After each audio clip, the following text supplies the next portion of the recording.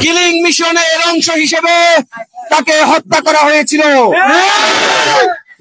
গত কয়েকদিন যাবৎ বাংলাদেশ জাতীয়তাবাদী ছাত্র দলের সকল পর্যায়ের নেতৃবৃন্দ সুশৃঙ্খল এবং শান্তিপূর্ণভাবে এই হত্যার প্রতিবাদ জানিয়েছে।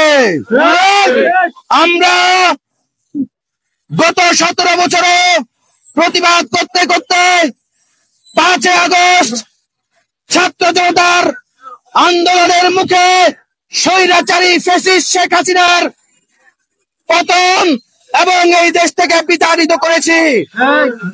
কিন্তু দেখা গেছে শেখ হাসিনা এবং ওই ফ্যাসিস্ট সরকারের দোসররা এখনো বাংলার মাটিতে রয়ে গেছে। আমরা বলতে চাই,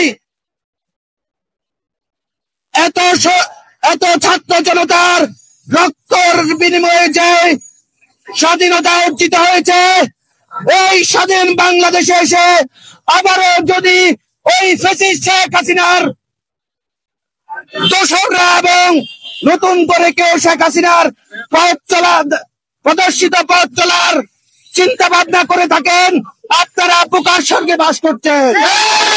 ছাত্রদের জন্য রাজপথে থেকে সংগ্রাম করে অধিকার আদায় করে দেবে।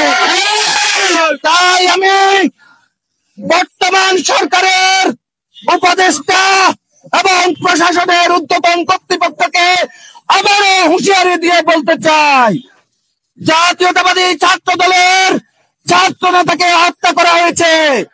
অনতিবিলম্বে আপনারা এই সকল খুনিদের বের করে গ্রেপ্তার করে সর্বোচ্চ শাস্তির ব্যবস্থা করেন এবং আর কোন ছাত্র দলের নেতা কর্মীর উপর কোন রকম হামলা এবং কোন রকমের প্রহসন যদি করা হয়, জাতীয়তাবাদী ছাত্র দল রাজপথে ছিল, রাজপথে থাকবে।